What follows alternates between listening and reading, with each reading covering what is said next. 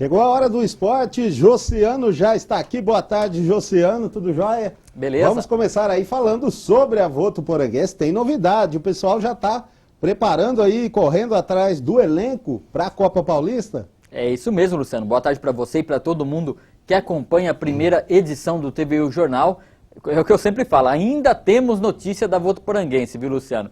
Entrevista do gerente de futebol, Éder de Larice, afirmou que o departamento de futebol do CAV vai acompanhar aí bem de perto a fase final, tanto do Campeonato Paulista da Série A2, que era o campeonato que a Votuporanguense estava disputando, quanto o da Série A3 aí, para ver aí os melhores jogadores, bater aquele papo, tentar convencer esses atletas aí para jogar no segundo semestre a Copa Paulista pela Votuporanguense. Torcedor, 100%, aquela coisa anunciada oficialmente a participação do CAV nesse campeonato, ainda não está, mas a gente sabe que não deve ter problemas não para disputar a Copa Paulista no segundo semestre, aguarda o convite da Federação Paulista de Futebol. E enquanto isso, Luciano, o pessoal vai estar de olho aí nessas competições, que são os 8 melhores times dos dois campeonatos, né, nessa fase final aí, que define quem sobe aí de divisão em cada campeonato. E o pessoal do CAV deve acompanhar aí várias partidas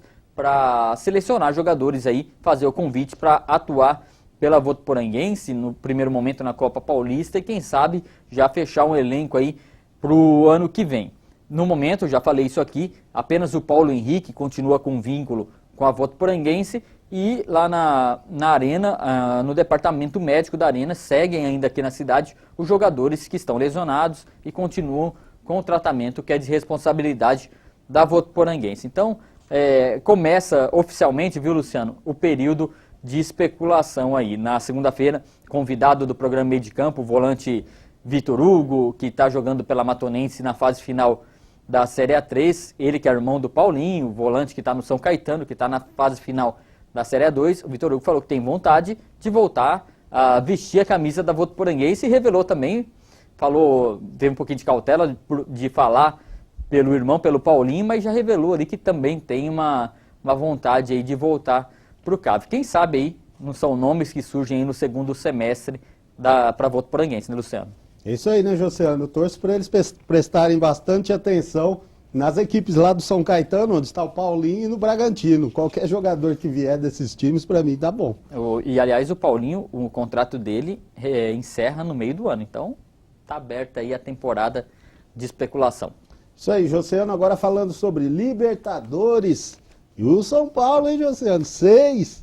O São Paulino hoje está muito feliz, além da conta, né, Luciano? Ninguém esperava uma vitória assim, convincente contra o Trujillianos da Venezuela, mas 6-0 foi surpreendente mesmo e era algo que o São Paulino precisava. O treinador, o Edgardo Bauza, do São Paulo, disse que os 3 últimos jogos do São Paulo na Libertadores, na fase de grupo, seriam finais e esperava 100% do time. Um desses jogos aí já aconteceu, foi um jogo com a maior vantagem do São Paulo, vantagem de gols do São Paulo na história do campeonato. E olha só também, o Caleri, o argentino, fez 4 gols nessa goleada aí do São Paulo e também já é o jogador com mais gols do tricolor em uma só partida aí da Libertadores. São Paulinho está feliz, uma vitória importante para continuar aí buscando a classificação. E ainda falando de Libertadores, Luciano, hoje as torcidas do Corinthians e do Palmeiras vivem expectativa porque os dois times entram em campo aí também buscando a classificação. O Corinthians está um pouquinho melhor aí, está tentando esquecer, né, Luciano, um pouquinho o clássico contra o Palmeiras. Você também deve estar querendo esquecer um pouquinho Teve jogo? Eu não acompanhei, eu fiquei vendo vôlei no fim de semana. Teve um jogo, digamos, emocionante, um clássico emocionante. Corinthians vai com o mesmo time que iniciou o clássico contra o Palmeiras no final de semana e enfrenta a equipe do Independiente Santa Fé da Colômbia no estádio El Campín em Bogotá. Jogo muito importante, o Corinthians que com a vitória pode selar a classificação, porque aí matematicamente ficaria com pelo menos a segunda posição no grupo. Então, um jogo importante, um jogo difícil para o Corinthians, adversário muito forte no grupo, mas pode um resultado positivo lá, não é impossível. O Corinthians tem um bom time, pode selar já a classificação antecipadamente. E do lado do Palmeiras, passada a euforia da vitória contra o Corinthians, o negócio está um pouco mais complicado. Joga fora de casa às 9h45 da noite, os dois jogos, Palmeiras e Corinthians, são no mesmo horário, 9h45, Luciano. E o Palmeiras joga na cidade de Rosário, na Argentina, contra o Rosário Central, equipe que venceu o Alviverde jogando em São Paulo.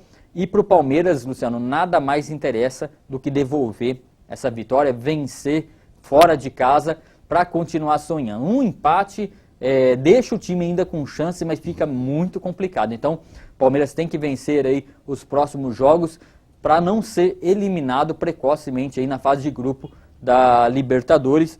Palmeiras que está um pouco confiante depois desse clássico, essa vitória por 1-0 contra o Corinthians no final de semana. Fortes emoções na noite de hoje aí pela Libertadores. Isso aí, o Corinthians com um adversário, como dizem aí, né, um adversário à altura, né, mais de 2.000 metros de altura. Exatamente. Não é fácil. Não é fácil. Liga dos Campeões da Europa, quase o Barcelona conheceu a segunda derrota em casa, José. Jogo difícil. E um clássico espanhol, Atlético de Madrid, me surpreendeu, viu, Luciano? Um time que treinado pelo Diego Simeone, a gente lembra dele como jogador da seleção argentina, um jogador chato de marcação, típico argentino mesmo, e colocou esse espírito no Atlético de Madrid, que foi um moço duro de roer ali para o Barcelona, muita rivalidade, muita pegada, muita falta violenta. O Atlético de Madrid fez 1-0 com o Fernando Torres, e aliás, o Fernando Torres acabou sendo expulso, na minha opinião, com justiça, porque fez 2 faltas para cartão amarelo. Não significa que a arbitragem foi boa. Depois poderia ter expulsado o Luis Soares pelo Barcelona também. E o Luis Soares foi até o autor aí dos 2 gols da virada do Barcelona. Venceu o time do Neymar por 2-1. E aí fica esperando o jogo de volta ainda, Luciano. Também teve outro jogo ontem. O Bayern de Munique fez 1-0 no Benfica. E hoje tem mais jogos dessa fase aí decisiva da Liga dos Campeões. O Wolfsburg da Alemanha joga em casa às 3h45 da tarde, 15:45, contra o Real Madrid. E também o Paris Saint-Germain, no mesmo horário, enfrenta a equipe do Manchester City na França. Só jogão de bola. E o pessoal que tá de boa tarde aí vai estar acompanhando aí nos canais aí, né, Luciano? Jogo de qualidade, essa Champions League aí. E a gente fica acompanhando também.